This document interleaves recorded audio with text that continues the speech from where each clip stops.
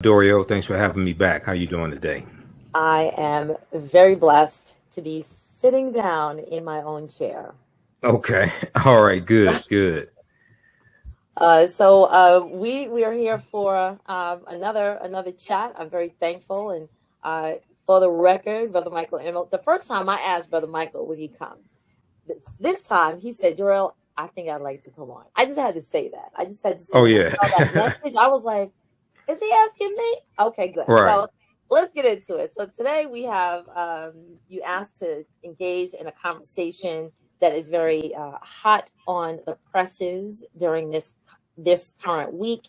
This is Thursday, and I would like to acknowledge for the record, Brother Michael, and let me be clear, are you wearing black? Is that suit black?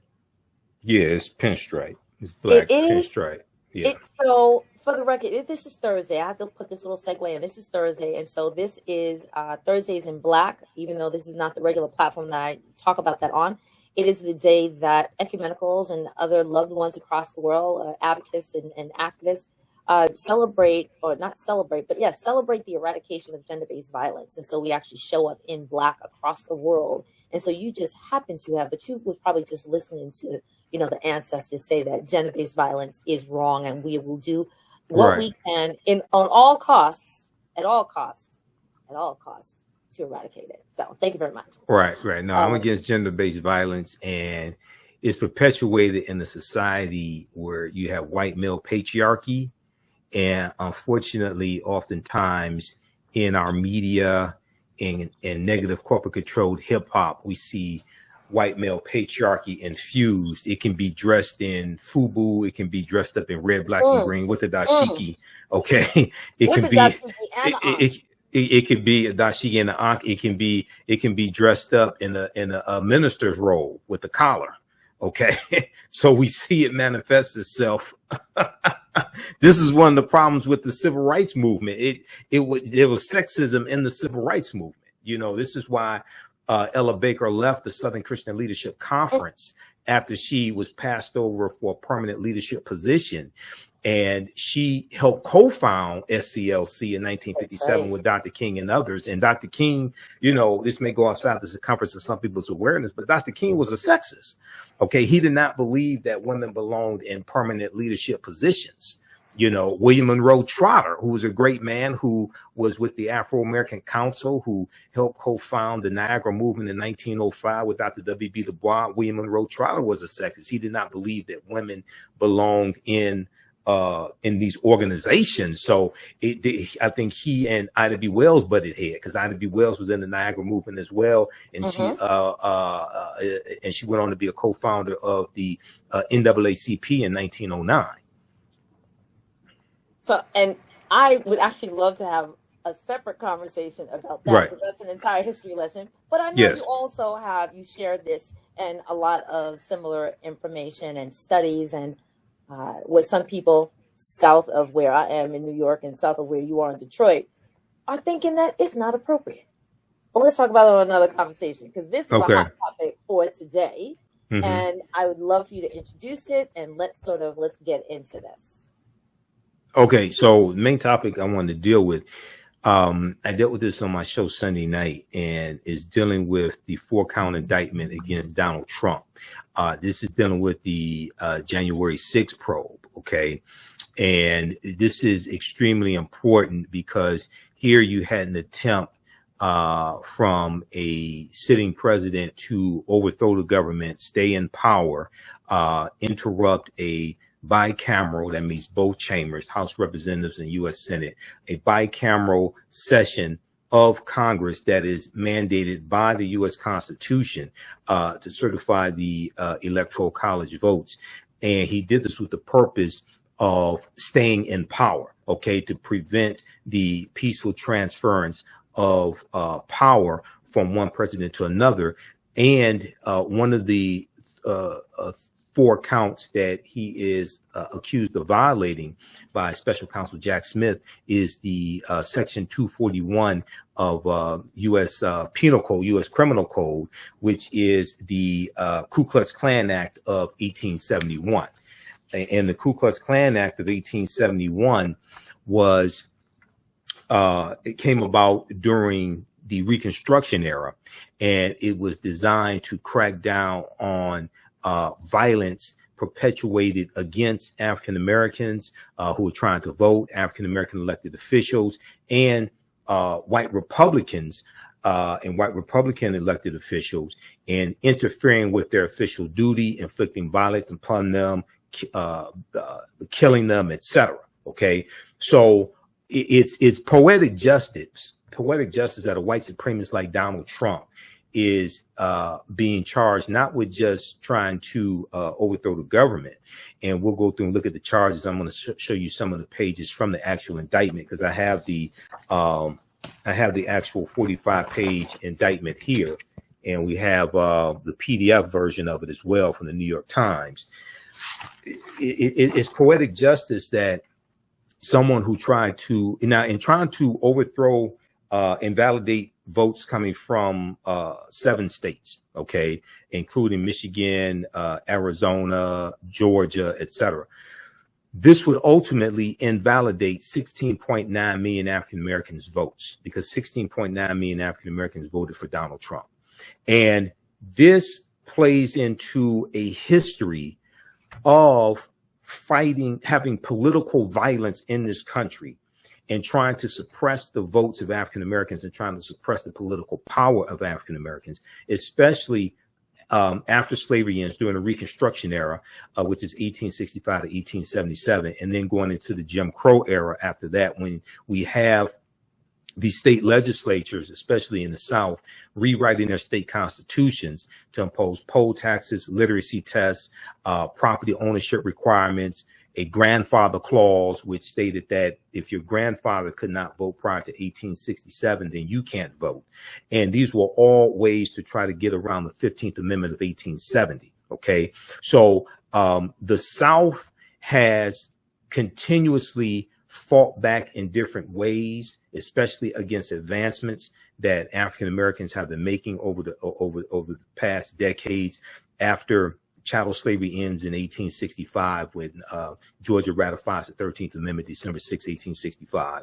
And the big lie that Donald Trump pushed, that the election was stolen, and that Special Counsel Jack Smith is charging Donald Trump with conspiracy to defraud the United States by using dishonesty, fraud, and deceit to impair, obstruct, and defeat the lawful federal government function by which the results of the presidential election are collected, counted, and certified by the federal government. This is a continuation of an attack on African American political power. And this was the attacks that we saw in the attempt to overthrow, to invalidate these votes.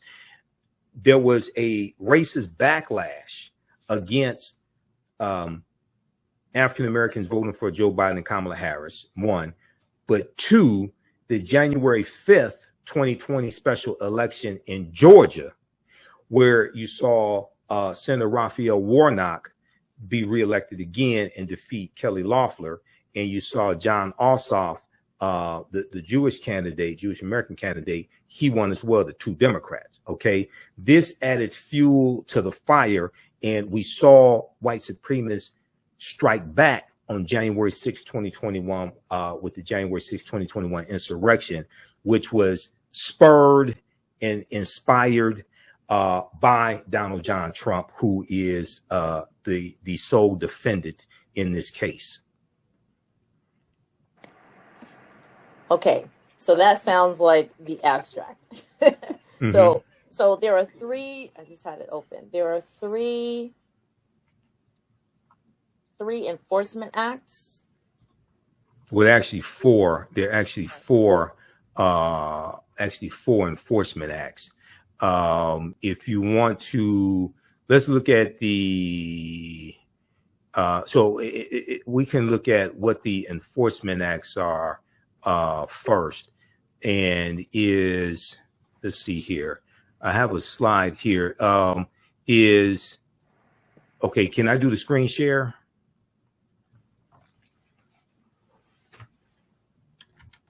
Let me see something here. Let's go here.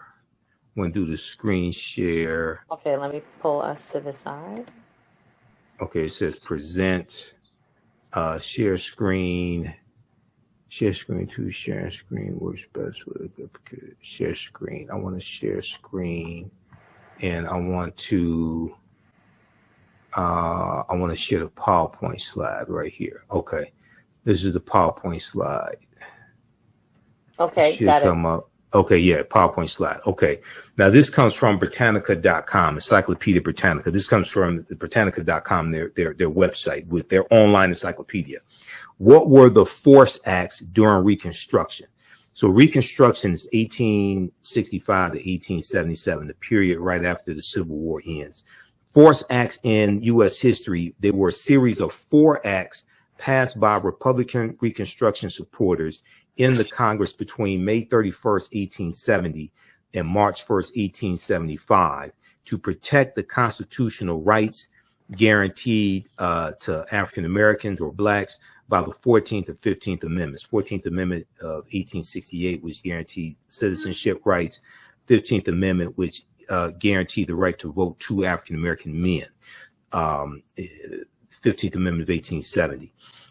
The major provisions of the acts authorize federal authorities to enforce penalties upon anyone interfering with the registration, voting, office holding, or jury service of blacks, provided for federal election supervisors, and empowered the President of the United States to use military forces to make summary arrests. Under the Act of April 20th, 1871. So Congress passed the Ku Klux Klan Act April 20th of 1871, and it's signed into law by President Ulysses S. Grant. Under the Act of April 20th, 1871, 9 South Carolina counties were placed under martial law in October of 1871 by President Ulysses S. Grant using the Ku Klux Klan Act. This act and earlier statutes resulted in more than 5,000 indictments and 1,250 convictions throughout the South. He declared martial law on 9 counties in South Carolina in October of 1871 to crack down on Ku Klux Klan violence. Okay. Keep in mind, South Carolina was the first state to secede from the Union, December 20th, 1860. And South Carolina is where the Civil War started, April 12th, 1861, with the attack on Fort Sumter, which was a military stronghold, a military armory. In subsequent Supreme Court decisions, various sections of the Force Acts were declared unconstitutional, but it's still on the books, is still intact, okay, and is being used to charge Donald Trump with crimes also. And then, so you have this reference, so people can check this out. This is under Force Acts, F-O-R-C-E, Force Acts at Britannica.com. And then another a good source for this as well is from history.house.gov. And let me take this one out. And actually, I found the same in senate.gov, which is where I found mine. And it just stated the enforcement acts of 1870 and 1871. Right. Okay. And then I'll add that to the comments. Okay. And then we have I want to share it's a website I wanted to share. StreamYard broadcast, which is and and as you're making these references to the Force Acts, let's keep in context of how the former leader violated. Okay, so I'm just gonna post this link, see if you can share it. I can't share it on my end. Okay. I can't find it. This link right here. This is to history.house.gov. History.house.gov is the history section of the U.S. House of Representatives. This article is the Ku Klux Klan Act of 1871, April 20th, 1871. It gives you background historical information on that. And then the last paragraph talks about President Ulysses S. Grant signs the bill, and then in October 1871, Grant used these powers in several South Carolina counties, demonstrating the willingness of the Republican-led federal government to take decisive action to protect the civil and political rights of the free people during Reconstruction. Okay, so you can read that now, and then also I'm going to get into some of the history of the U.S. Department of Justice, because the Department of Justice was created in 1870 by Congress, largely to protect the new rights of African Americans. And what Jack Smith is doing right now, and prosecuting Donald Trump is in the tradition of why the U.S. Department of Justice was founded in the first place. A lot of people don't understand this history. U.S. Department of Justice was founded during Reconstruction in 1870, and they were founded largely to protect the new rights that African Americans were given, especially voting rights. And they were going prosecuting Ku Klux Klansmen, and other white domestic terrorists. Okay, now if we look at, I want to look quickly here at this. Let's see, what can we pull up? I'm going to give you this article here. This gives a good synopsis. This is from NBCnews.com. Special counsel charges Trump with conspiracy to defraud the U.S. Because on my end, I can't, it's not letting me share the websites. Okay, but we got this one right here. This gives a good synopsis of it. And I wanted to, if you could pull it up on your end, that's fine, because we can go through his first couple paragraphs. It gives a synopsis of this. But I want to show the actual, indictment and look at the first 3 pages as well of the actual indictment here. And screen 1. So the link that you just gave me of NBC News, is it says about the DOJ. It says Donald Trump indicted January 6th grand jury 2020 election. That link. Okay, I'll try it again. From NBCnews.com. It's right there. Yeah. So, and okay, while you pull that up. So what happened was last Tuesday was August 1st. So last Tuesday, former President Donald Trump was indicted on charges that he conspired to defraud the country. He used the country he used to lead, and attempted to prevent the peaceful transfer of presidential power to Joe Biden.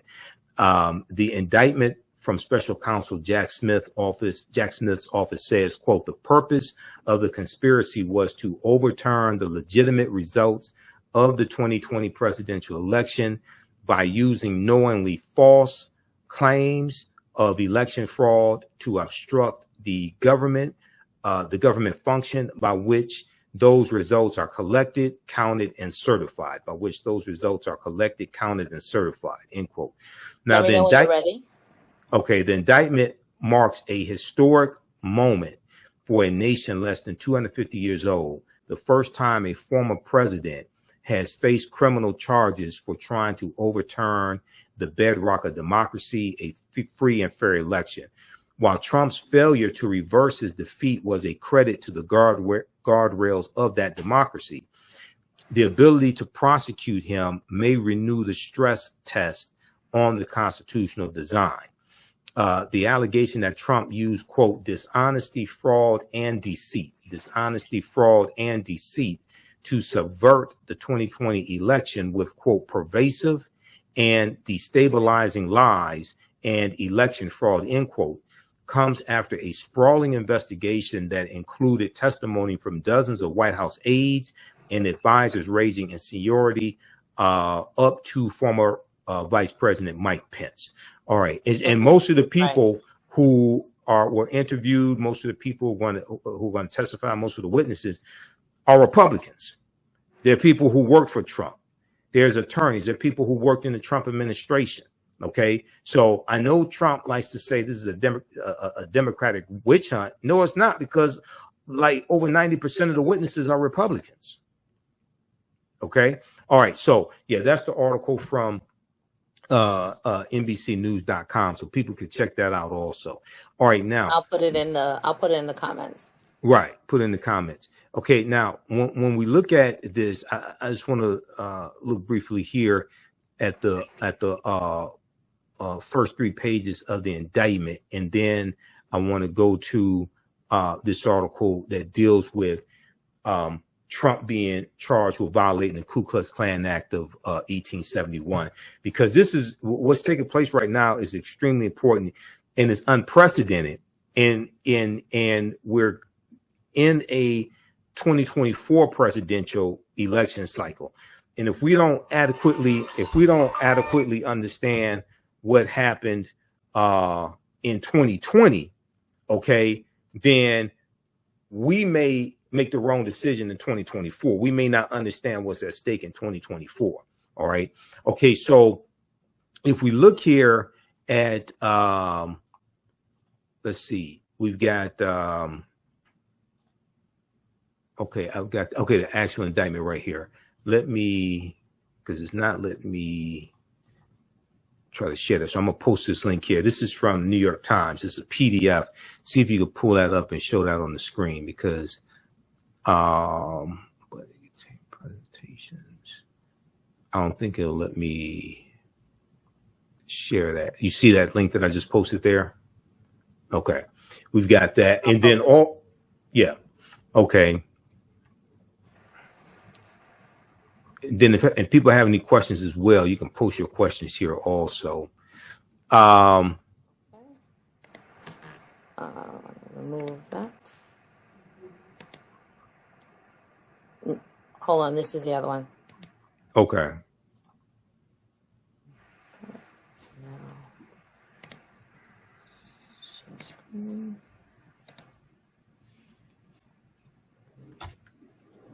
So this is special counsel charges Trump? Yes. No, full PDF. Yeah, full PDF. Got it. Do you see it? Yeah, okay. Full PDF. Okay, so looking at page 1, so the counts are, so there are 4 counts. Count number 1, conspiracy to defraud the United States. We see that on the right, on my right hand side, conspiracy to defraud the United States. Count number 2, conspiracy to obstruct an official proceeding. Count number 3, obstructions of and attempt to obstruct an official proceeding. That was the January 6th session of the House of Representatives and U.S. Senate to certify the Electoral College votes. And then count number 4, 18 U.S.C. Section 241, conspiracy against rights, conspiracies against rights. That deals with violating the Ku Klux Klan Act of 1871. So if we look here, it starts with indictment. The grand jury charges that all, and I think you could zoom in. I'm trying to scroll down a little bit, but it's, let's see. Oh, I know what I have to do. Okay. Control plus sign. There we go. Should let you zoom in. Yeah. And control plus sign should allow you to zoom in. Got it. And then, okay. Yeah. Okay, good. All right. So the grand jury charges that at all times, material to this indictment on or about the dates and at the approximate times stated below. So we have the introduction. The defendant, Donald John Trump, was the 45th president of the United States and a candidate for re-election in 2020. The defendant lost the 2020 presidential election. Despite having lost, the defendant was determined to remain in power. Despite having lost, the defendant was determined to remain in power. So for more than 2 months following election day on November 3rd, 2020, the defendant spread lies that there had been outcome determinative fraud in the election and that he had actually won. Okay, that there had been outcome determinative fraud in the election and that he had actually won. These claims were false and the defendant knew that they were false, but the defendant repeated widely disseminated, the defendant repeated and widely disseminated them anyway to make his knowingly false claims appear legitimate, create an intense national atmosphere of mistrust and anger, and erode public faith in the administration of the election. Now, Trump is saying, and his attorneys are saying, well, he had a right to lie. He has a First Amendment right, things like this. This is addressed here on page 2 of the indictment. Right. The defendant Right. for number 3. Okay, for number 3, yeah. The defendant had a right, like every American, to speak publicly about the election and even to claim falsely that there had been outcome determinative fraud during the election and that he had won. Wait. Yeah. I gotta pause on that one. Yeah. We have the right to free speech. We have the right to present, okay, whatever information we deem important.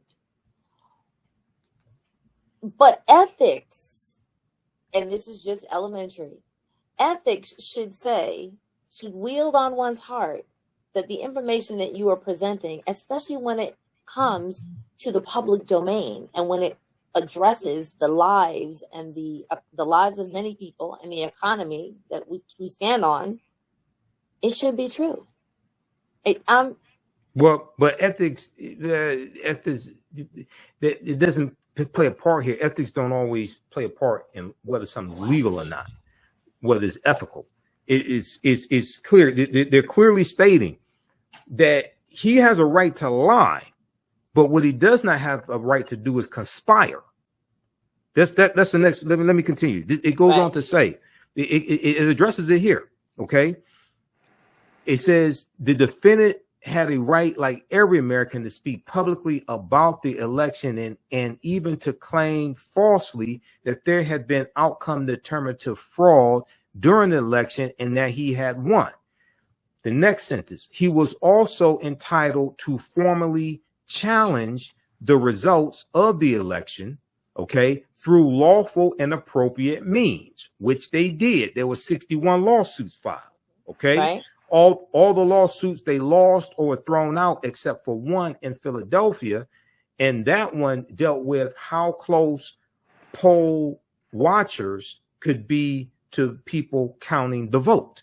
That was the only case that they won. The other 60 cases were thrown out or they lost, okay? So he was also entitled to formally challenge the results of the election through lawful and appropriate means, such as seeking recounts or audits of the popular vote in states or filing lawsuits challenging ballots and procedures. They did all of that, okay? They had a recount with the cyber ninjas in Arizona, okay? They challenged the results in Atlanta, okay? They had recounts in certain cities that had higher African-American populations, okay? They didn't have recounts in, I don't believe they had any recounts in counties that Trump won, okay? It is only in counties where he lost or cities where he lost that had basically high African-American populations. It goes on to say, indeed, in many cases, the defendant did pursue these methods of contesting the election results. His efforts to change the outcome in any state through recounts, audits, or legal challenges were uniformly unsuccessful. Okay, so they had all these legal challenges and they came up empty. All right, over and over again. In cases that were presided over by federal judges that Donald Trump appointed, they ruled against them because the evidence was not there to support the argument that things were fraudulent or that there were fraudulent votes or dead people were voting. Okay, in Georgia, Secretary of State Raffensperger, he said that there were 2 dead people who voted. Trump said there were 5,000. Raffensperger on the call that was recorded, he's saying there's no evidence of 5,000 dead people voting. We found 2, not 5,000. Okay. Now, Number 4, shortly after Election Day, the defendant pursued also unlawful means of discounting legitimate votes and subverting the election results. In so doing, the defendant perpetrated 3 criminal conspiracies, because he's charged with three conspiracies, and that's laid out on page 1 of the indictment. Okay. A conspiracy to defraud the United States by using dishonesty, fraud, and deceit to impair, obstruct, and defeat the lawful federal government function by which the results of the presidential election are collected, counted, and certified by the federal government in violation of 18 U.S.C. U.S. Criminal Code, 18 U.S.C. Section 371. So we have conspiracy to defraud the United States. Okay. B, second conspiracy, a conspiracy to corruptly obstruct and impede the January 6th congressional proceeding at the U.S. Capitol building, in the House of Representatives and U.S. Senate. A conspiracy to corruptly obstruct and impede the January 6th congressional proceeding at which the collected results of the presidential election are counted and certified.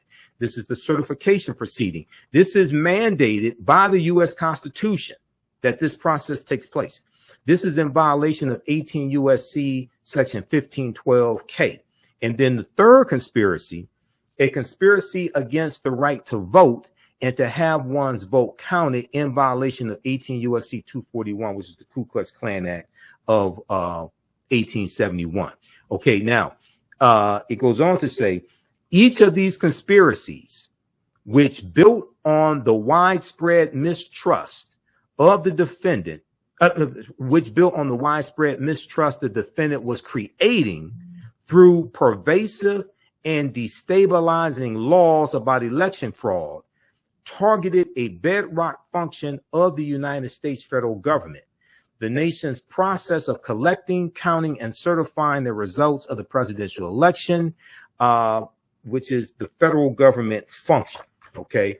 All right. So we'll pause right there. So these are the charges. Okay. There are four counts, and this is what he's being charged with. Okay. All right. So I wanted to lay that out because a lot of people haven't looked at the actual indictment. They've read excerpts in articles, things like this. So I wanted to actually show you what the actual indictment says. And then the article that we showed from NBCnews.com, name of that article is Special Counsel charges Trump with conspiracy to defraud the U.S. The PDF of the 45-count indictment is in that article, so you can read it yourself. You can download it. Okay. Did you want to go to questions? Because then I want to get to the Ku Klux Klan Act of 1871. Okay, so let's see if there are comments from. Well, if you had any questions. So I actually do. Yeah, go ahead.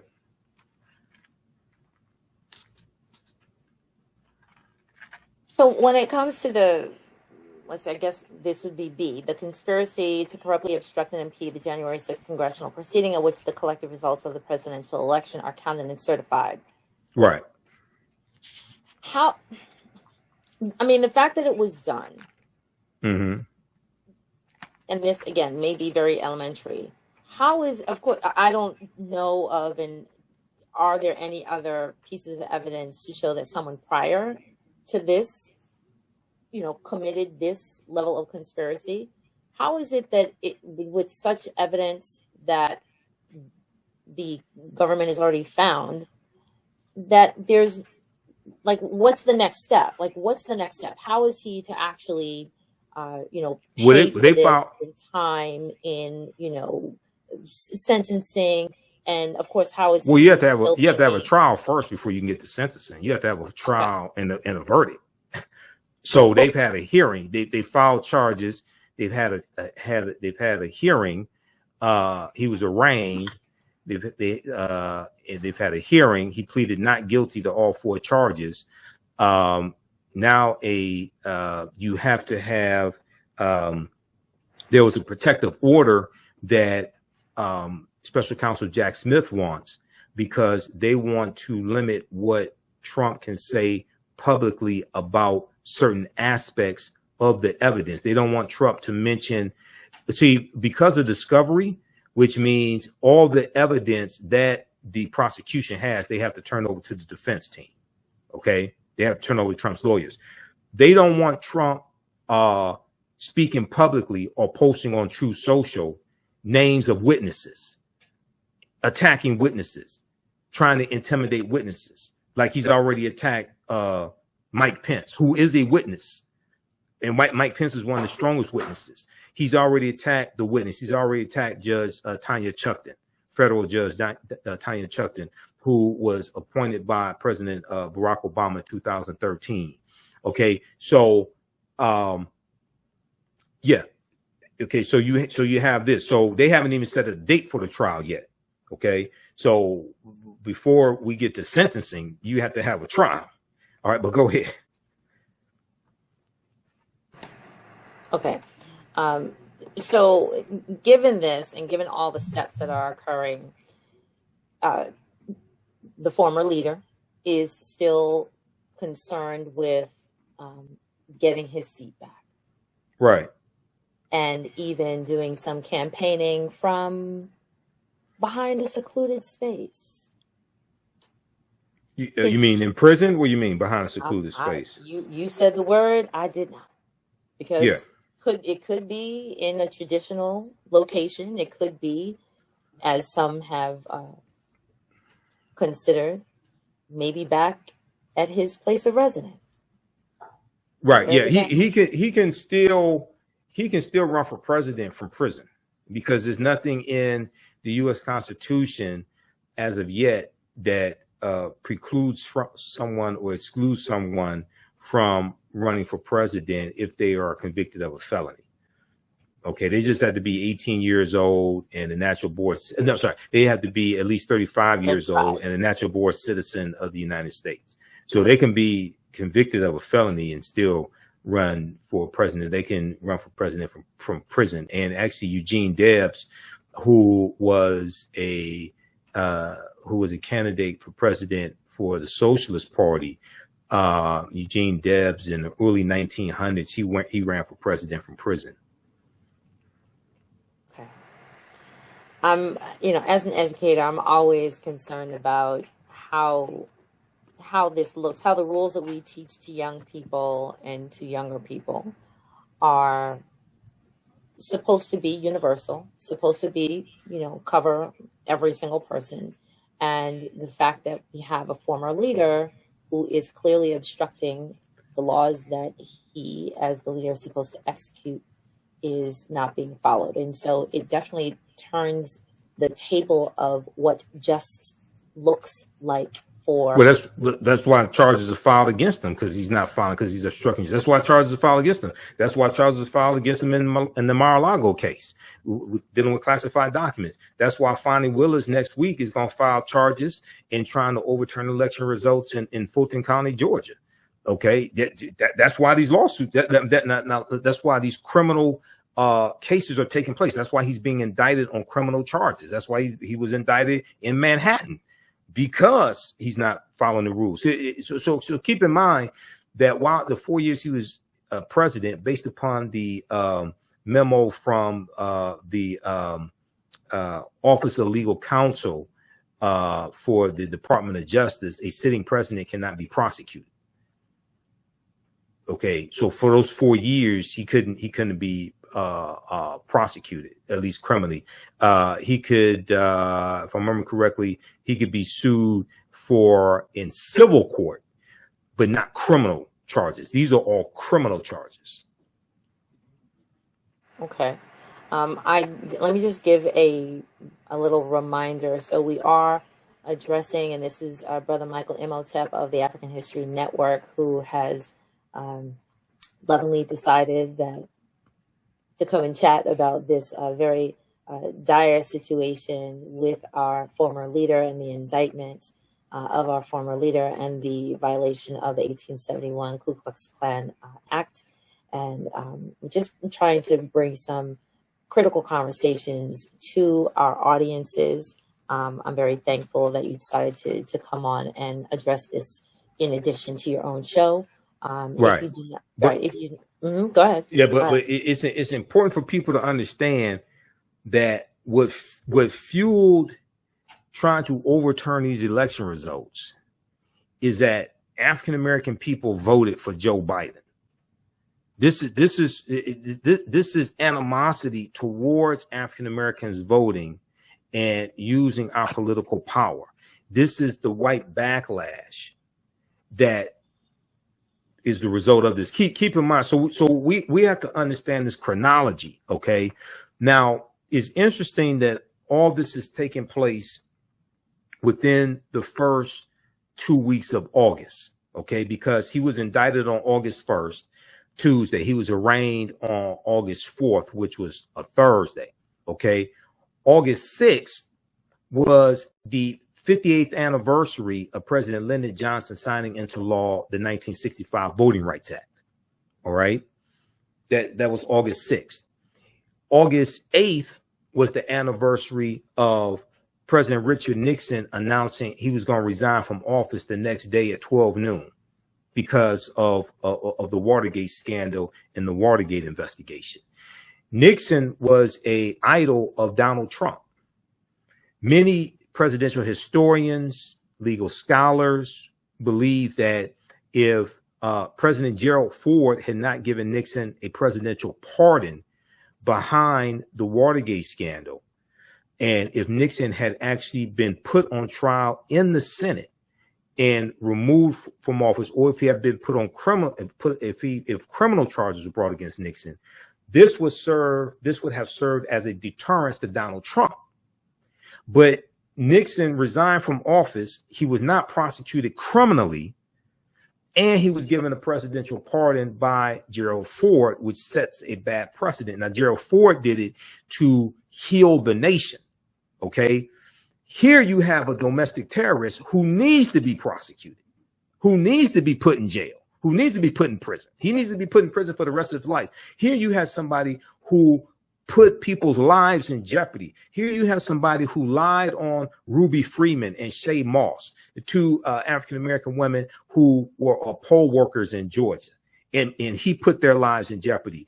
Rudy Giuliani put their lives in jeopardy, lying, saying that they were on camera passing a flash drive back and forth between the two of them, trying to load votes for Joe Biden. And Shay Moss was passing a ginger mint to her mother, Ruby Freeman. Okay. These people belong in prison for the rest of their lives. These people made Richard Nixon look like a Boy Scout.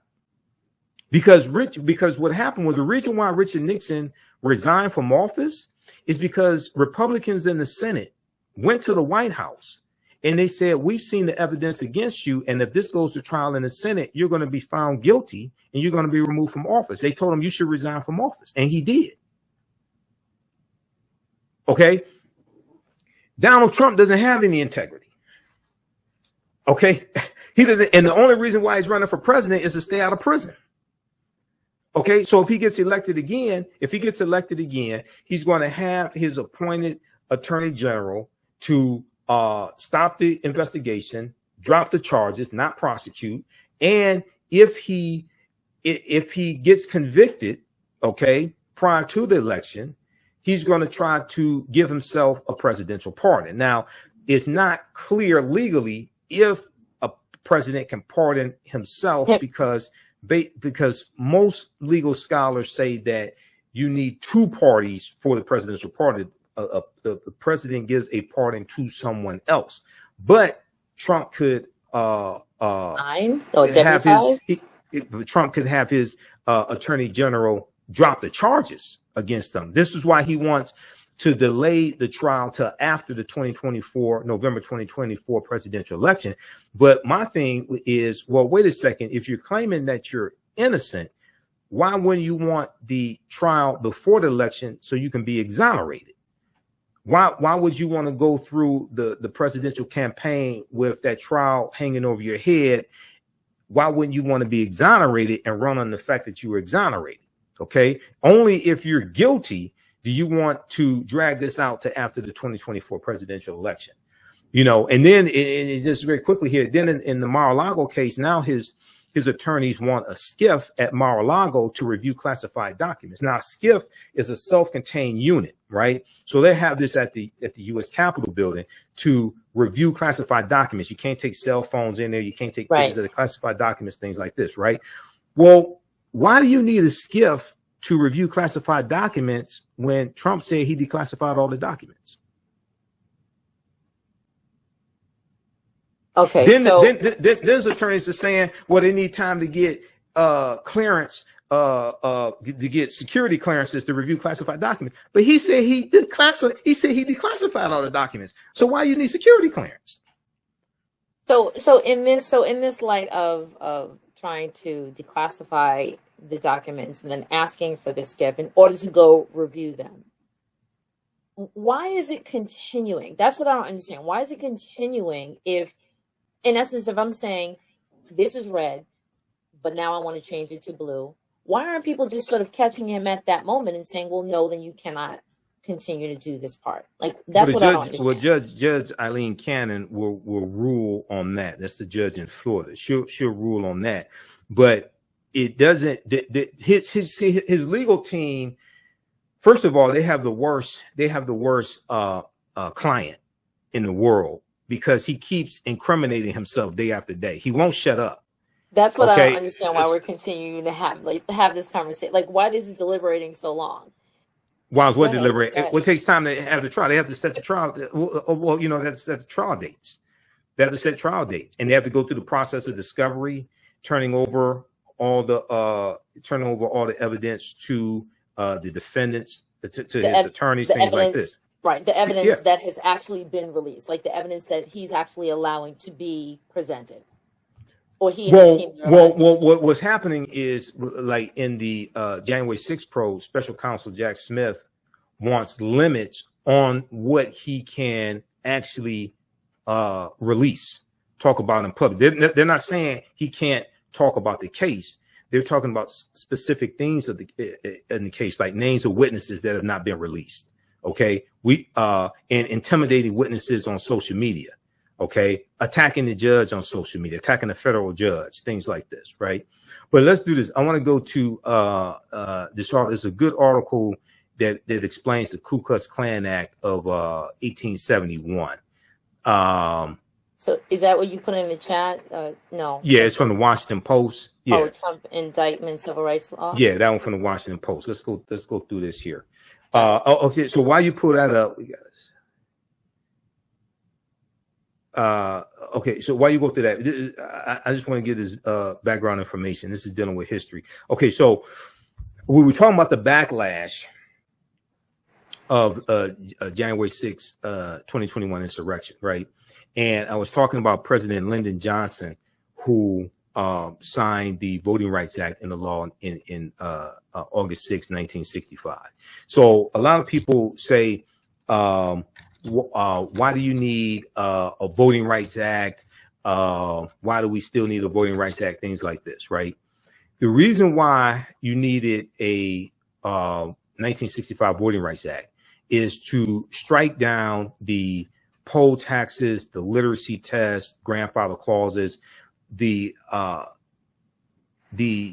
impediments, the obstructions to the 15th Amendment of 1870, which guaranteed the right to vote to African American men, and then the 19th Amendment in 1920, which guaranteed the right to vote for women. Okay, when you go back and look at the Mississippi State Convention of 1890, all right, and I posted this link here. This is from history.com. Now I teach a lot of this in my online classes. I teach on Saturdays and Sundays, my history classes. But this article here, how Jim Crow era laws suppressed the African American vote for generations.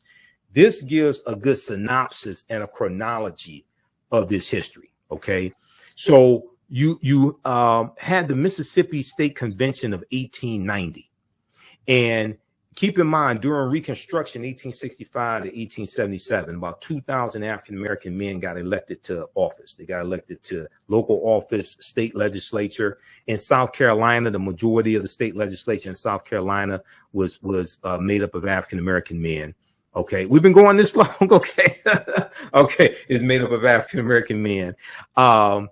So, and you had a resentment from white Southerners who resented having to live by laws that former slaves were voting on and former slaves were writing into law, and former slaves being in the state legislature, being in the U.S. House of Representatives, in a couple of cases being in the U.S. Senate, starting with Hiram Rhodes Revels from Mississippi in 1870, who was a U.S. Senator, African-American man, okay? So you have the Mississippi State Convention of 1890, where these white supremacists in the state legislature rewrite the state constitution to impose poll taxes and literacy tests, right? Okay, to suppress the African-American vote in the state that had, and the majority of the population was made up of African-Americans. They also imposed a felony disenfranchisement law. That's section 241, okay? Felony disenfranchisement law. In section 241 is still law in the state of Mississippi. What they did was it was 9 types of crimes that were felonies, and if you were convicted of these felonies, you lost your right to vote, and they were targeting African Americans. In June of 2023, the U.S. Supreme Court refused to hear a challenge from Mississippi challenging section 241, okay, of the Mississippi State Constitution that was put in the law in 1890. So when we go through and study these laws and study this history, we see how these laws are still negatively impacting African Americans today. So you have like black conservatives that say, oh, slavery was a long time ago. Reconstruction was a long time ago. Jim Crow era. You have equality now. You got LeBron James, and you got Will Smith, and you got billionaires and things like this. Jay-Z, you have equality now. No, we're still feeling the effects of this Jim Crow era, and these laws are still on the books. There was a okay, so we have that, and then actually, if you pull up that article here, which one do you want? The history.com, the last one that I just posted. Okay, got it. Yeah, because it goes through, it shows you the Mississippi State Convention. Now, what happened was, Solomon Saladin Calhoun, who was the White County judge who presided over the Mississippi State Convention of 1890, he said, we came here to exclude the Negro, okay? Nothing short of this were answered. When asked why they were there, he said, we came here to exclude the Negro. That was the purpose of it. So what they did in Mississippi became copied by other southern states. Okay. And you can scroll down. It talks about the Mississippi State Convention. South Carolina in 1895, Louisiana in 1898. Louisiana imposes the grandfather clause. You have Alabama 1901. If you look at the Encyclopedia of Alabama, where they talk about the Alabama State Constitution, they tell you that the Alabama State Constitution was written in 1901 to codify white supremacy. Okay. Right. You have Oklahoma, it's Georgia, etc. Okay. So they're trying to take back full control of local government and state government and lock African Americans out of political power. When you go look at Florida, 1868, when Florida writes their state constitution, they create a felony disenfranchisement law. They write this into the state constitution, targeting African Americans, and you would lose your right to vote for life if you were convicted of a felony in the state of Florida. They did this, they said, because they were trying to prevent a Negro legislature. They were trying to prevent a Negro legislature, and African Americans were 48% of the population of the state of Florida in 1868, 3 years after chattel slavery ends. This was a result of slavery. They feared our political power. Okay. And this is why, Hi, I just want to put this, I want to show this particular link. Now, Actually, some of my camels, y'all know who you are actually watching, and some of them are actually like government poli-sci folks, and so Okay. this information is familiar, to people. It's not necessarily familiar to a lot, and so I'm Right. actually putting the history.com, the Jim Crow laws, Black Vote link up. It's in the chat and it's also here, and so if people want to actually refer back to it, please do so. I'm also going to pop back up the Okay, here are the Washington comments. Because I was looking at the private chat. I wasn't looking at the comments. Okay, now I'm looking at the comments. How's everybody doing? Okay. The Trump Indictment, civil rights law there Yeah. as well. So, if Washington people, Post. right, if Mhm. people, sorry, Washington Post, if people are familiar with this information, great. If you can roll it off the top of your head, great. For those people who don't, that's actually why I'm really trying to do these shows. And the segment, this is called, it's really Politician and the People, because I wanted to have conversations or critical conversations or some discourse around what is happening around us, what is happening to us, what is happening right in front of our face, what is happening in terms of red zoning, in terms of, what's happening with voter rights and that being like rescinded, what's happening with, health issues and healthcare and how that's being taken right from us. And so I wanted to just have another moment. My goal for this show is, as best as possible, usually my shows are on Monday night, but when people think about wanting to watch on Monday night, just to sort of take a pause and say, hey, what's happening over here in Doriel's show? What is she talking about? What things are we going to actually learn? Who is in the know that we should be paying attention to? And so just before we start to do the decline or the wrap up, I just wanted to remind people of that. And so thank you to those who are watching. Please share this out. If you haven't been following the news, I was speaking to a really prolific brother of mine last night. He's like, hey, I really haven't been sort of in tune with what's been happening over the past couple of weeks. But of course, this is on everyone's mind. But just engaging in some matters that are not just pop culture. Of course, we can talk about, and we really didn't talk about what happened in Montgomery during this conversation, though we alluded to it. But, the fact that we're going through this now is because there are certain things that have not been resolved, we have not moved on. We may have moved forward, but there are still things we can talk about Montgomery, Alabama, but you got the people act like this is the first time African Americans fought back, that means you don't understand history. This is why, like, I did a post dealing with this. You have to read this book right here. This nonviolent stuff will get you killed, how guns made the civil rights movement possible. The civil rights movement was not a nonviolent movement. One of my teachers, Professor James Small, told me personally, if it had not been for African Americans with guns, there would not have been a civil rights movement. The civil rights movement was not a nonviolent movement. You have civil rights superstars out here telling the revisionist history because they get paid to do that. It was African Americans with guns who were protecting the civil rights workers. This was written by Professor Charles E. Cobb Jr., who was a field secretary for SNCC, Student Nonviolent Coordinating Committee, for 5 years, working in rural Mississippi to organize African Americans to register to vote, okay, and to get them to vote. Now, if you know anything about the history of Mississippi, you know that's very dangerous work. And I mean, that's where Philadelphia, Mississippi is where Goodman, Schwerner, and Cheney were killed June 21st, 1964. Money, Mississippi is where Emmett Till was killed August 28th, 1955. Okay. Vicksburg, Mississippi is where you had the Vicksburg Massacre, 1874.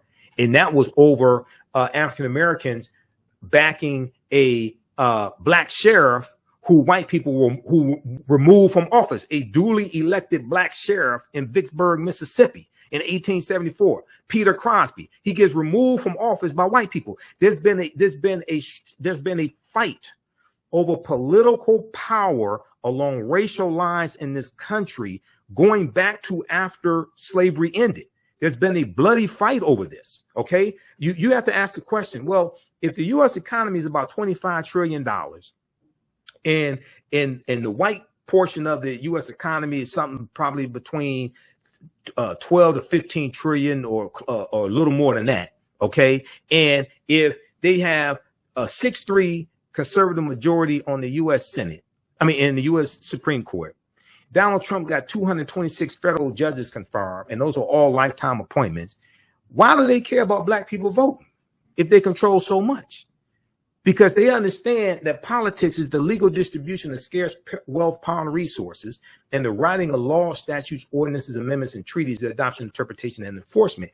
And if they realize if the right people get voted into office, laws can be passed that they deem detrimental to their existence. This is about the fear of the browning of America, and the fear that by the year 2043, white people will no longer be the majority population in this country. So they want to control the courts, because the judicial branch of the federal government interprets law from the legislative branch of the federal government, and interprets policies and executive orders from the executive branch of the federal government. So it's Trump's 6-3 conservative majority Supreme Court that strikes down President Biden's executive order on student loan forgiveness, right, which would have been greatly beneficial to African Americans. It would have moved 500,000 African American families from a negative net worth to a positive net worth. Right. Okay. For the average African American, it would have wiped out about 50% of our student loan debt. And for a little more than 25%, it would have wiped out all of our student loan debt. Now, it would have helped millions of white people also, but it was greatly beneficial to us. When Biden added in, if you also got a Pell Grant, you can get up to $20,000 forgiven. And about 72% of African Americans go to college partly on Pell Grants. That's greatly beneficial to us. So then you have Republicans striking back. You just had the 6-3 conservative Supreme Court strike down affirmative action when it comes to college admissions. Yeah. Okay. And this is something they've been trying to do since affirmative action became a law in 65, Executive Order 11246 from President Lyndon Johnson. All right. So when you understand this history, see that there's always a backlash against periods of perceived progress that African Americans make. And this is how Nixon got elected in 68, as a backlash to the civil rights movement, the Black Power movement, the rebellions that were taking place across the country, Detroit, 1967, different things like this, the rebellions taking place across the country. Donald Trump was a backlash to 2 terms of President Barack Obama. Trump ran on the platform of law and order, which was the throwback to the platform Richard Nixon ran on in 1968. Law and order means protect white people and lock up African Americans. So if we understood Nixon in 68, we would have stopped Trump in 2016, because Donald Trump won Michigan, Wisconsin, and Pennsylvania by 78,000 votes. We had the votes to stop him. Jill Stein got 50,000 votes out of Michigan. Donald Trump won Michigan by 10,704 votes. So go ahead. So as we look at what's happening with who's up, meaning like who's on deck, right? There was no connection to what happened this past week, but who's on deck, meaning who's going to be running. We have Brother Cornel West, who's going to be putting his hat into the ring, and whose voice we're going to be listening to, whose agendas we're going to be focusing on, how the former leader and our current leader are going to sort of be back at it. The new parties that will be brought to the forefront, because some people are not running on necessarily the Democratic or the Republican Party. There are still people, there are still newcomers. I'm not going to use the phrases that are, rolling around, but there are still newcomers who are looking for a place to sleep. There are still there's still newcomers looking for a place to sleep. Okay. Meaning that's interesting. Okay. Meaning immigrants who are coming in, and I'm in New York. Oh, okay. I'm trying to be tactful here, right? Okay. So let me put it to you like this. I'm a researcher and a historian. I deal with facts and evidence. Proper documentation ends all conversation. So how many electoral college votes does it take to become president-elect? I'm on vacation. Say again? I said I'm on vacation. Oh, I'm asking you. You're the host. You brought this up. It takes 270 electoral college votes to become president-elect. Okay? If you ain't going to get 270, then what are you talking about? If you're not going to get close to 270. Cornel West is not going to win one state. Cornel West is not going to win one electoral college vote. So why do you think he's in there? Why do you think he's... Because his ego. His ego. Cornel West campaigned for Jill Stein. Are you serious? Come on, Jill Stein, who was sitting across from Vladimir Putin at the 10th anniversary of Russia Today. I'm putting it out what there. is that, December 2015? Who was sitting right next to Vladimir Putin? Lieutenant General Michael Flynn, who then went on to become Donald Trump's first National Security Council advisor for like what, 27 days? I'm calling it out. Dr. Cornel West, if you see this, if someone passes this on to you, please come on over. We just want to hear from you. We really do. I talked to him on Roland Martin and Filter before. This was months before he announced he was running, because I was asking him about comments he made about the great Grandmaster Scholar, Dr. John Henry Clark. And I remember when Cornel West tried to debate Dr. Clark in 1993, 94. I got the video. I have it on DVD. I remember when it happened, because that came about because of a disagreement they had at the NAACP Leadership Summit, which was broadcasted on television. Farrakhan was there, Jesse Jackson, Dr. John Henry Clark, Dr. Cornel West. It was convened by Ben Chavis. I was new to the scene at that moment. Okay. I'm 52. I remember when it happened. I saw it live. Okay. So yeah, whatever. Okay, but here, this is what we do. This is what we do. Now, post this. Show this to your people. Okay. Okay. Which one? And my teachers, Dr. Leonard Jeffries, Professor James Small, Professor Kaba Hiawatha Kamene. All right. But this is simple math. If you ain't gonna get okay, got it. Post that link. If you ain't gonna get 270 electoral college votes, then why are you running? This ain't the time to run for symbolism. Because if you ain't gonna beat Trump, then what are you doing? Jill Stein helped Trump win. I don't know how many people want to be honest and tell you that. If you look at the 3 swing states, Michigan, Wisconsin, and Pennsylvania, Jill Stein's margin of victory was greater than the number of votes that put Trump over the top in those three states. Jill Stein helped Donald Trump win. So if you campaign for Jill Stein, why? What are we doing, right? Jill Stein was polling at 4% national polls. She didn't have a snowball's chance in hell of winning. So why'd you stay in the race to the end? Here we go. You see it? Yeah. Now, if people do something as simple as Google, how have the policies of the Biden-Harris administration helped African Americans? Most likely the first hit that will come up is this 36-page document right here from whitehouse.gov, this fact sheet. It's entitled, "The Biden-Harris Administration Advances Equity and Opportunity for Black Americans and Communities Across the Country." It takes you through step by step, category by category, where you talk about the American Rescue Plan, the $1.9 trillion American Rescue Plan that no Republicans in the House or the Senate voted for, the $1.2 trillion infrastructure bill that only 19 Republicans in the Senate and 14 Republicans in the House of Representatives voted for, where it talks about the Inflation Reduction Act that no Republicans voted for, whether it talks about the CHIPS Act. It goes through category by category. The $5.8 billion that HBCUs got in 2021, which is a record amount of funding, relief to farmers, everything. It takes you through step by step. So you don't have to guess. You don't have to listen to conspiracy theorists and all this stuff.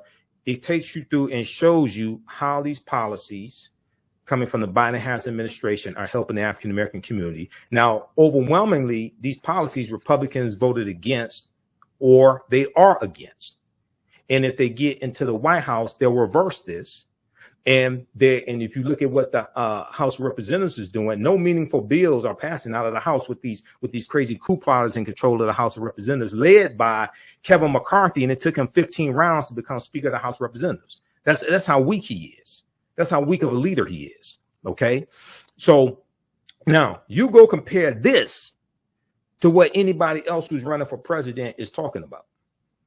You go compare this. And then the other thing that you do is go to congress.gov, because at congress.gov, you can read all these bills. And not only can you read these bills, and if you don't have time to read all the bills, just read the summary of the bill. They usually have a 1-page summary of the bills. Okay. Most importantly, at congress.gov, you can see how your member of the House of Representatives and your 2 U.S. senators voted on these bills. If you're a member of the House of Representatives and your 2 U.S. senators overwhelmingly keep voting for bills that you advocate for and agree with, why the hell would you let them get voted out of office? Like, if you don't like Joe Manchin and Kirsten Sinema, but you don't live in West Virginia or Arizona, you can't vote them out of office.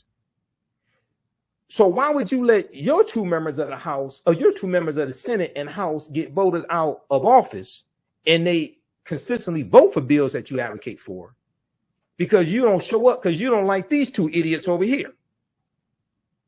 So we have to understand political pressure points. We have to understand political pressure points. We also have to understand a concept that I teach called political self-defense. And political self-defense deals with understanding how laws and policies impact the economic conditions of African Americans and understanding whose policies are most beneficial for African Americans, whose policies will do the least amount of harm, whose policies are the most realistic to be actually coming to fruition. Because there's a whole lot of people saying all type of nonsense. We're going to get you reparations. Oh, really? What's your legal argument for reparations? Because I read the U.S. Constitution. I've been studying history for 31 years. I'm still trying to find the law that states that slaves are supposed to be paid. So if you're trying to say you're going to get reparations, and chattel slavery ended about 155 years ago, and the last of the former slaves out in the 1950s, and if you're saying you're going to get reparations, cash payments from the federal government, because our ancestors worked for 246 years largely for free and didn't get paid. So you're going to get cash payments from the federal government. Like, what law are you enforcing? Because I read the U.S. Constitution is not there. I'm still trying to find the law that states that slaves were supposed to be paid, because the whole purpose was not to pay them. Now, slavery was sanctioned by the U.S. Constitution, Article 1, Section 2, Clause 3, the 3/5 Compromise of 1787, which unfortunately most people don't understand. Article 4, Section 2 laid the foundation for the Fugitive Slave Act of 1793 and 1850. Okay. Article 1, Section 9, Clause 1 is why the international transatlantic slave trade was abolished in 1807, March 2nd, 1807. The Congress passes the law to abolish the international transatlantic slave trade. It tells you there, Article 1, Section 9, Clause 1, the earliest that the international transatlantic slave trade could be abolished is 1808. So that law goes into effect January 1st, 1808. It also tells you that a $10 tax would be placed on every African brought into the country after the international transatlantic slave trade was abolished. The law goes into effect January 1st, 1808, which means all of the Africans that were brought to this country from January 1st, 1808 through July of 1860, when the Clotilda comes into Alabama, all that was illegal based upon federal law in their court cases to back up your legal argument. One of your strongest court cases is the United States versus the Amistad 1841 U.S. Supreme Court case.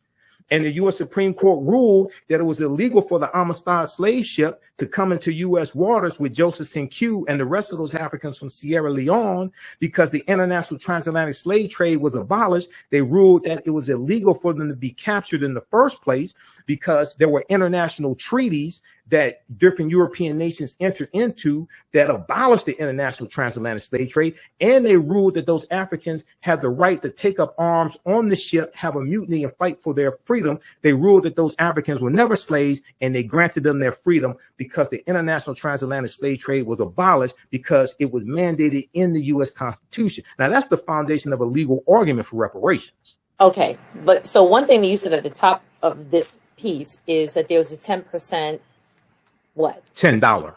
Sorry, a $10 what? Tax. So the $10 tax. It's Article 1, Section 9, Clause 1 of the U.S. Constitution. Okay, so what happens to that cumulative buildup of that $10 tax per person from 1808 until 18 whatever that is? Nothing, because most people don't know it exists, so they ain't doing anything. They're talking about HR 40. They're talking about getting a study done for reparations. They don't. This is what I'm saying. Look, this is why a lot of stuff done on reparation you don't see me involved in, because That and the Black Freedmen Indian Treaties of 1866, which is in the treaty, and Article 6 of the U.S. Constitution tells you that treaties are the supreme law of the land. It tells you that the U.S. Constitution, all the previous treaties and all the subsequent treaties are the supreme law of the land. Okay, the Black Freedmen Indian Treaties of 1866. Some of our ancestors actually got land. They got membership in the Native American nations of the Choctaw, Chickasaw, Creek, Cherokee, and Seminole Indians. They got cash, things like this. They got some type of restitution. All right. They were illegally pushed out of those treaties starting about 1941 when the U.S. government conspires with what are known as the 5 civilized tribes of Native Americans to redefine what a Native American is. And they stated that you had to have 1/4 or 1 quantum Native American blood. While all these people out here talking about cut the check are not talking about enforcing the Black Freedmen Indian Treaties of 1866. Now, DeMario Solomon Simmons, who's Muskogee Creek, we're on Roland Martin and Filter together sometimes, and he's the attorney for the 3 survivors of the Tulsa Race Massacre. Okay, because Tulsa, Oklahoma, was founded by Creek Indians around 1834. Right. When they get pushed off their land in the Southeast United States in the 1830s because of the Indian Removal Act signed by President Andrew Jackson, and the Choctaw, Chickasaw, Creek, Cherokee, and Seminole Indians are pushed on what's known as the Trail of Tears, over 1,000 miles. They're all going to Oklahoma. They take their African slaves with them. About a third of the people on the Trail of Tears were African people. Okay. Tulsa comes from the Creek Indian word Tallahassee. All right. Now, a lot of the early African-American landowners in Tulsa, Oklahoma, in what would be the Greenwood district, which was across it was North Tulsa. It was across the railroad track. A lot of those early African-American landowners got land from those Black Freedmen Indian treaties. This forms the foundation of what we call Black Wall Street. But since we don't understand history, don't understand law, we're up here talking about getting the study done for reparations.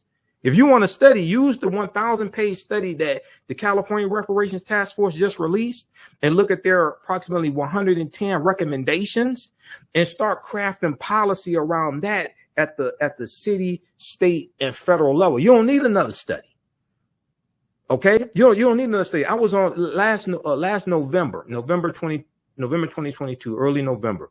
I was on I'm gonna show you something. I know you want to wrap up, sister, but I want to show this is important because I hear so many people talking about reparations, and 99% of these strategies out here ain't gonna work.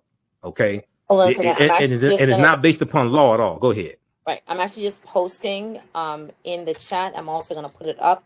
The Oklahoma. I went to oklahomahistory.org publication, and this article is on the Greenwood district, because your brain, it works a mile a minute, and so you're always dropping some amazing gems. And I just want people to be able to like see it and at least go back to it in real time. So I'm putting well, I got something better. Now, all of the people, I want you to understand. Go to my website, theafricanhistorynetwork.com, and register for my online history class. Please, because we get deep into all this information in my online history classes. But this article right here from history.com, the official website of the History Channel. Now, white people are telling us this, okay? Now, this is called 9 Entrepreneurs Who Helped Build Tulsa's Black Wall Street, okay? Now, I'm going to put this in the private chat. I want you to pull this article up, show it on the screen, because I want to show you something here. This gets into, they quote Hannibal B. Johnson, okay? Hannibal B. Johnson, he and I are Facebook friends. We've talked through Facebook. He's one of the top authorities on the history of Black Wall Street and the history of Tulsa, Oklahoma. Hannibal B. Johnson wrote this book right here, Black Wall Street, From Riot to Renaissance in Tulsa's Historic Greenwood District. This was one of the first books that dealt with the real history of the Tulsa Race Massacre. Fantastic book, okay? Because I'm in a documentary that was done years ago dealing with Black Wall Street, and I've done a 2.5-hour lecture on that. That was one of my sources for it. Okay, now if you pull up this, I posted that article. You see it there? Pull up that article on the screen share so everybody can see that. Okay, now Hannibal B. Johnson is quoted in this article. I want you to scroll down to okay, it says the paragraph before the Greenwood District was established. Okay, and I want you to blow that up. This is why understanding history. Wrong one. No, put it in the browser. Don't Google it. I know. Yeah. Got it. One moment. Let me just get it back from the private chat.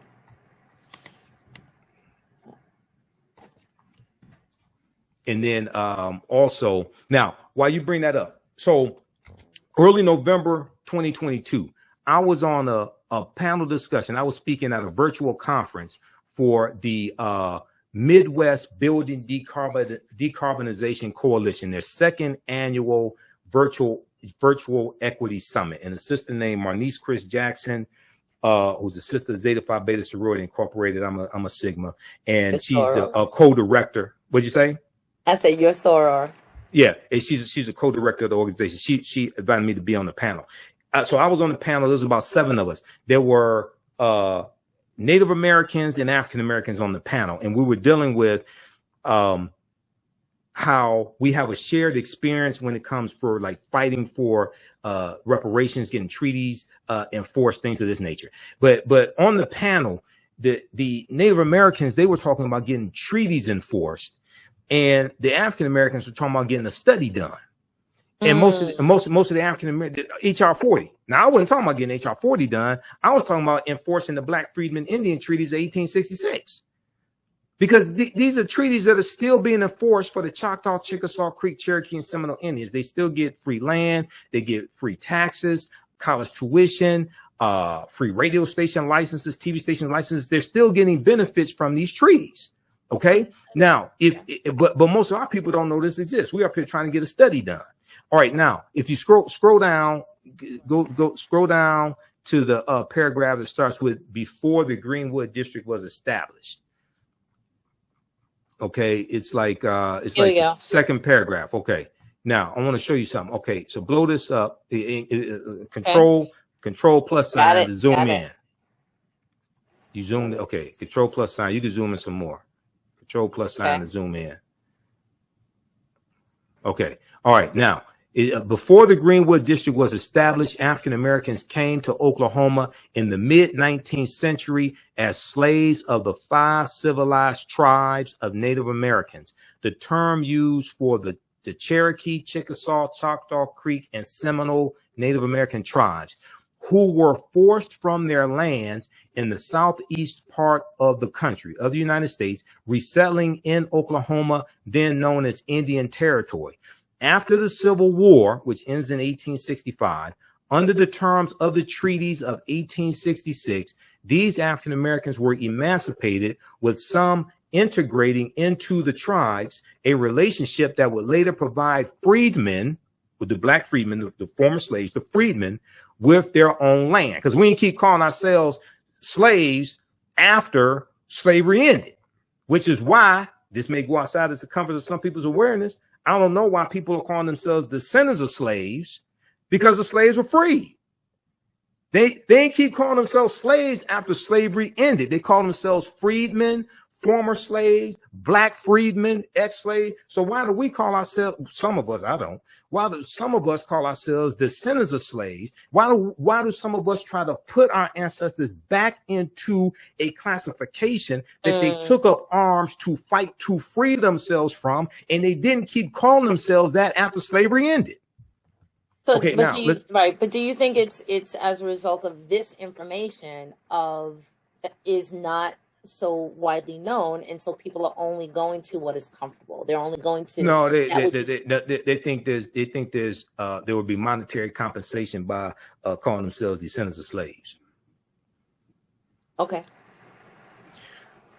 Next paragraph, quote, the relative wealth of some Black folks in Oklahoma comes in part through their connection to the tribes and their land ownership, end quote, says Hannibal B. Johnson, historian and author of Black Wall Street 100, an American city grapples with its historical racial trauma. So that was his new book that came out in 2021, that 100th commemoration of the 1921 Tulsa Race Massacre. That was his new book that came out. Okay, the book I just showed you was his first book dealing with the real history of Black Wall Street.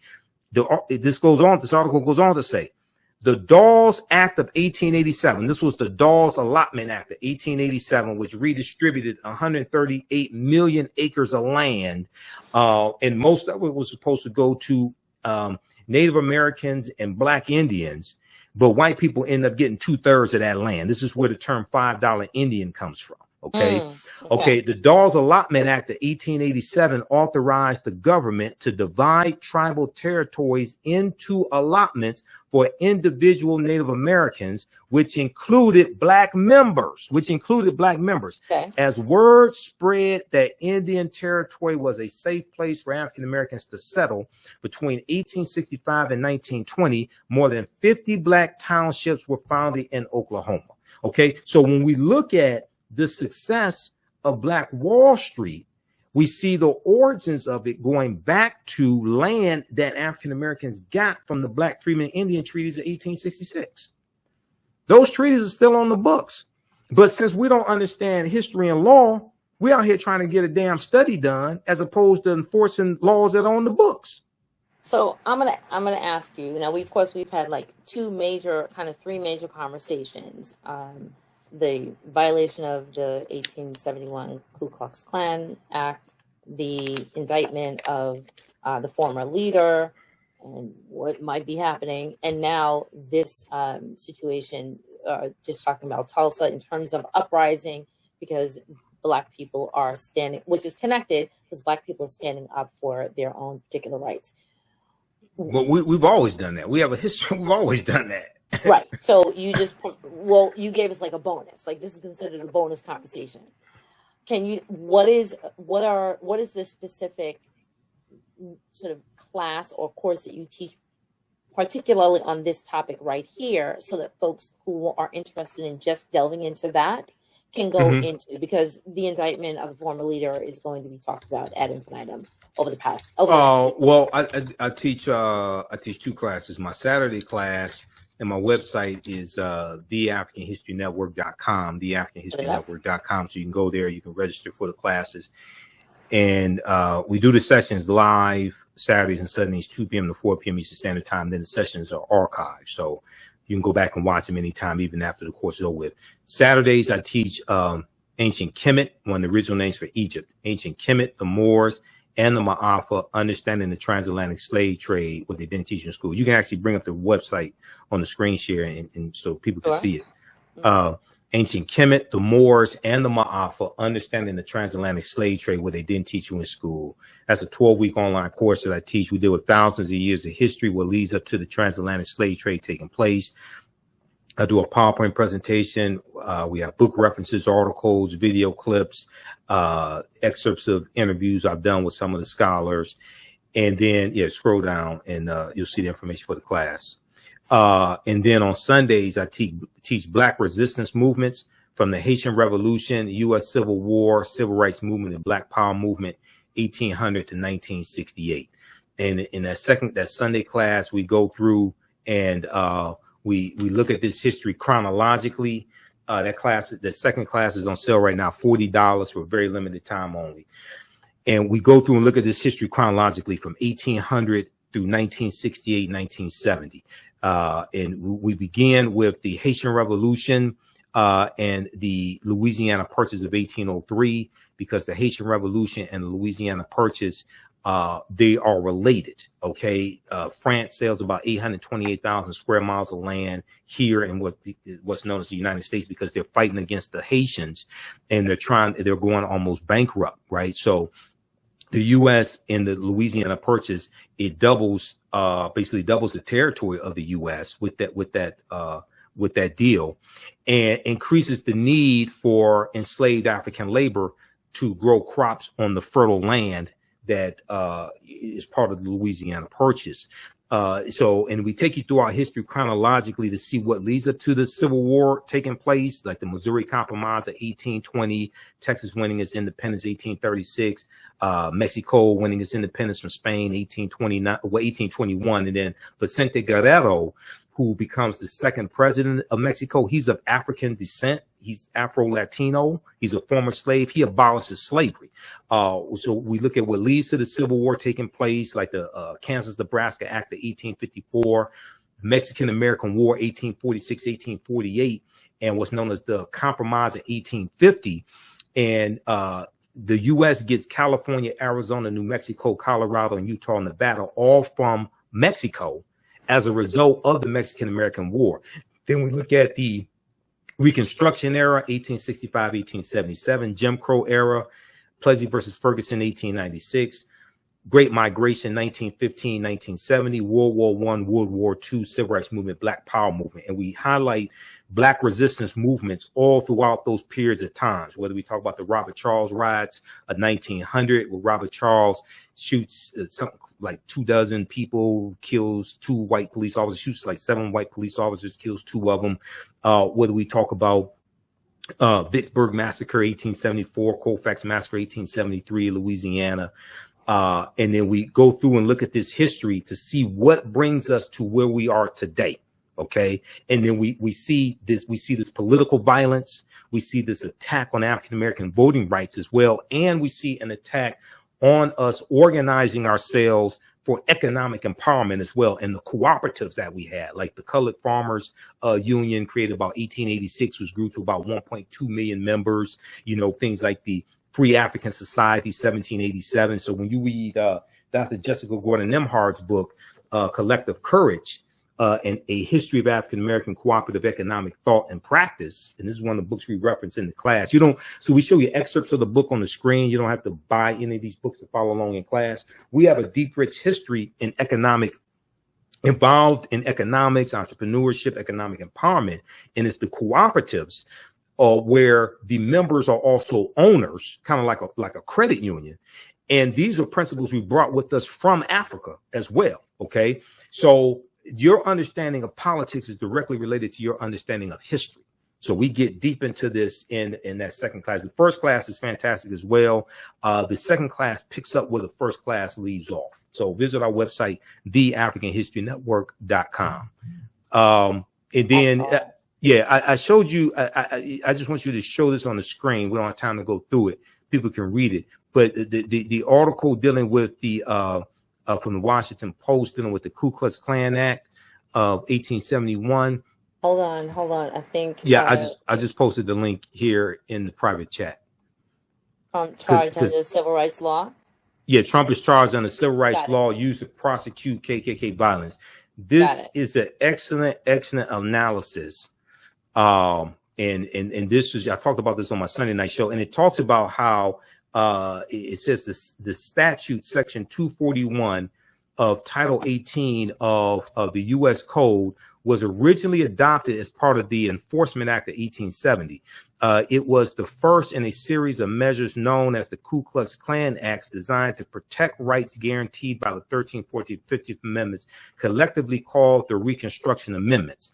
Section 241 makes it a crime to conspire to injure, oppress, threaten, or intimidate any person exercising a right protected by the Constitution or federal law.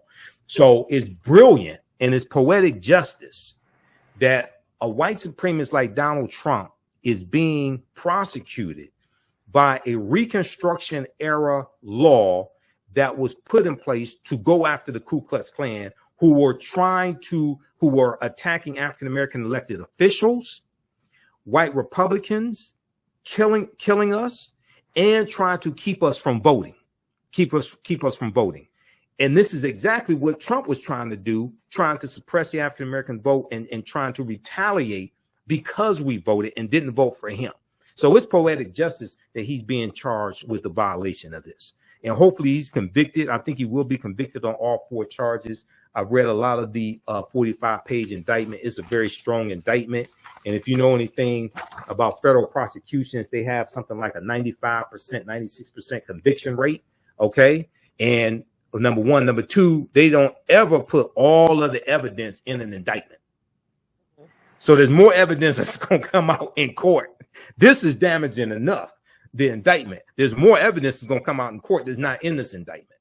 Okay. So yeah. I want to give you a public high five. I want to give you a public certificate.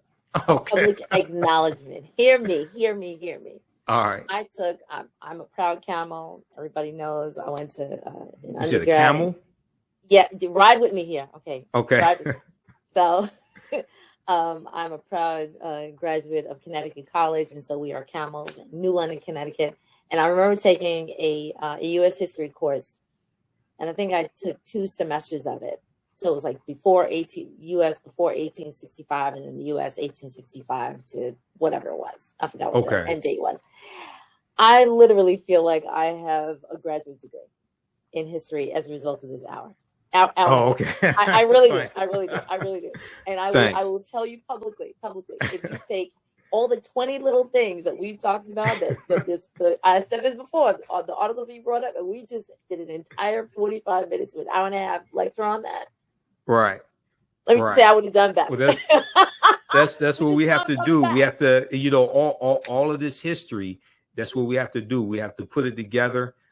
We have to make it plain, as Malcolm X said. But if you understand a chronology of history, that's the most important thing to understand. I deal with the years and dates, things like this. But Professor Kabahai Watakamane, he talks about how the most important thing is to understand the chronology of events, not necessarily the year that things took place. You have to understand, but you have to understand the chronology that the years took place and understand cause and effect. And see, this is the most important, one of the most important things, because when you get deeper to this history, then you start seeing, right, why our vote was suppressed, why they continue to suppress our vote. Okay, probably last article I shared with you, this was one I was looking for. This deals with Mississippi. This deals with what's going on right now. I just posted this link here in a private chat. Pull up the actual article. I want people to see this.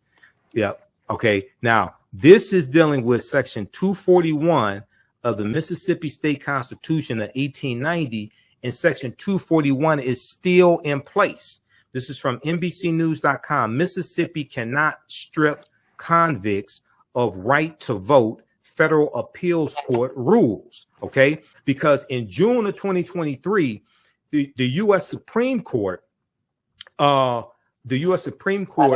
ruled not to hear a challenge from Mississippi challenging Section 241, because you had, African Americans and others saying that it's unconstitutional to strip someone of their right to vote for life for being convicted of a felony.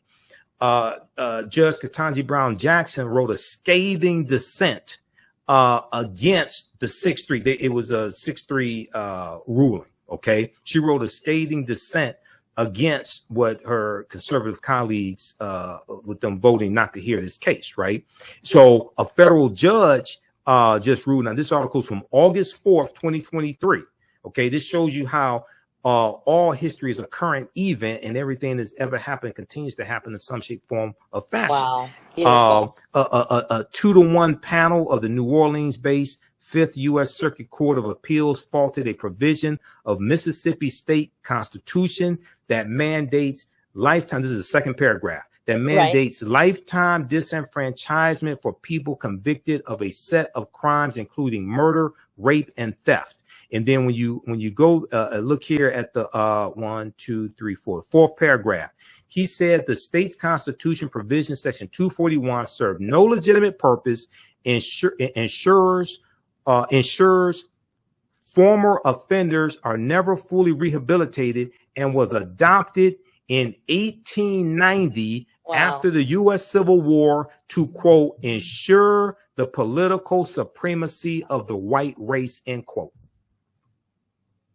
Wow. This is taking place right now. This is showing how the history of the past is shaping the conditions of today, which shapes the trajectory of the future. So when you have the Florida State Legislature, when you have the Florida Department of Education, right, put limitations on the type of history that can be taught in school. Okay, see, this is the whole goal. This is the whole anti-critical race theory, this fake anti-critical race theory attack. When you can suppress the teaching of the history of the past in schools, and then you can reduce the ability of African Americans and Latinos and Asian Americans to vote in the present to influence the laws of the future, then you can maintain control. And you want to control the federal courts and the U.S. Supreme Court for the next 25, 30 years. This is what all this is about. And it's understanding how history and law and policies all intersect. I'm overwhelmed. Yeah. Okay.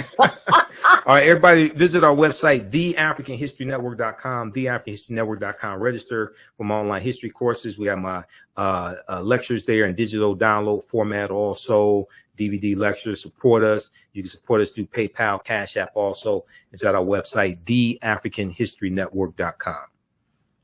I am blessedly overwhelmed. This is always a wealth, in a good way, in a good way. Right. You know, and the connection to our Facebook and YouTube, The African History Network on Facebook, Michael Imhotep on YouTube, Michael Imhotep on Facebook. But our at the top of the page has our social media handles there.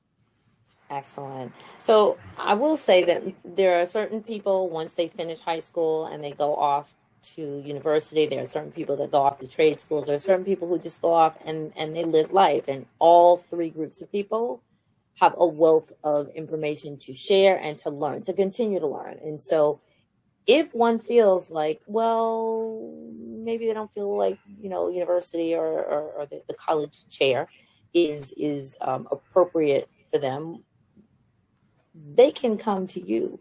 And trust and believe, they actually can get more information from you in 3 or 4 hours than some people get in a whole semester. Oh yeah, I'm just saying. So I love we have a lot of content. A lot of content. And I'm very blessed and honored again that you wanted to have this conversation on my show and to further encourage and enlighten people. And so I'm actually just going to repeat as I did at the beginning of the show. I have 3 sort of like content foci. One is called Politician and the People. And usually, again, I speak to elected officials or people who are in legislative, spaces about what's happening and how are we supposed to live in this environment, connected to whoever the you is who sits in a seat to, execute, to legislate. And then the other is called Ministers on a Mission. And so those people who are in spiritual leadership and, tell me what you're doing to enliven and enrich the souls of folk. Let me just say the souls of folk. Right. And then the last is a new classes in session. And that is sort of like the other part of what we're doing to think, teach, and learn outside of the box. And so even though initially this was going to be a new classes in session because it's about learning about what's going to be happening next, but thinking and learning outside of the box, it really is connected to politics. And but you're not the politician, but you're speaking about people who are in politics and how that's related to people in everyday life. And so I wanted to thank you for this broadcast. Thank you for this opportunity, this live stream. And live stream is different from podcasts. I'm always going to say that it's different from podcasts because everything that happens in real time happens right here. Happens in real time. Yep. And we got to roll with it. It is different. Yep. Thanks for having me, sister. Nothing cut out. Right. So peace and blessings to everyone. Brother Michael, hold on for a moment. This is a Learn to Grow You moment where I plant seeds to help you grow. I want everyone to recognize and remember that everyone here has a story, and everyone here has their story is going to be important to those people who need to hear it and be inspired by it and be influenced and impacted by it. And so tell your story. And if you don't know how to tell your story, that's why you have me as a wing woman. You can contact me at Learn to Grow You for that further information. And I will be signing off and seeing most people next week. You'll be seeing me sort of doing some lives. I'll be in, let's just say, a different space. And those who follow me know where I'm going to be. And we'll be hearing from some ministers, some global ministers who are sliding up against people who are in precarious situations globally and showing how we do the best that we can to support their efforts to live lives better. And so on that note, peace and blessings. I will see you on the next show. What's up, everyone? Join me Saturdays, August 12th, August 19th, and August 26th, 2 p.m. Eastern Standard Time, for exciting sessions of my 12-week online history course, Ancient Kemet, one of the original names for Egypt, the Moors, and the Ma'apa, Understanding the Transatlantic Slave Trade, what they didn't teach you in school. Register at my website, theafricanhistorynetwork.com, theafricanhistorynetwork.com. I'm historian Michael Imhotep, host of the African History Network show, founder of the African History Network. You see me on Roland Martin Unfiltered. You see me in other media appearances. This is a 12-week online history course that I teach. We do the sessions live. All the sessions are archived and recorded. You can go back and watch it anytime. We deal with thousands of years of history and what leads up to the transatlantic slave trade taking place. We'll look at ancient African civilizations and empires like ancient Kemet, ancient Egypt, Nubia, Ta-Nehisi, Ethiopia. We'll look at Carthage and the Punic Wars and Hannibal Barca and fighting against the Romans and the Battle of Cannae in 216 BC. We'll look at the lost cities of Egypt, of Tanis Heracleon and dazzling Aten. We'll look at archaeological discoveries that show an African presence in the Americas dating back at least 51,700 years ago. Did you know that the Washington Monument was actually an ancient African symbol of resurrection that comes from the story of Osar, Osset, and Heru, who the Greeks called Osiris, Isis, and Horus? Did you know that the layout of Washington, D.C. is based upon the layout of ancient Egypt, ancient Kemet? We'll also deal with evidence proving that the ancient Egyptians were black Africans. We'll look at films like Black Panther and The Woman King and deal with the African cultural influences that we see represented in these movies, as well as the Queen Cleopatra installment from the Netflix series directed by Jada Pinkett Smith. We'll look at the impact that Christopher Columbus had on the transatlantic slave trade and how Columbus is crucial to understanding the expansion of the transatlantic slave trade, and he helped lay the foundation for slavery, racism, capitalism, and the exploitation of indigenous people. Visit our website, theafricanhistorynetwork.com, and register for this 12-week online course. We look at 80 to 100 articles. There's about 7 to 8 books that we reference. We show you the text of the book that we're referencing as well on the screen, so you don't have to buy any of these books if you don't want to. Right now, let's correct wrong behavior. It's not over till we win. Wakanda forever. This content is PG-13, so you can use it with your children.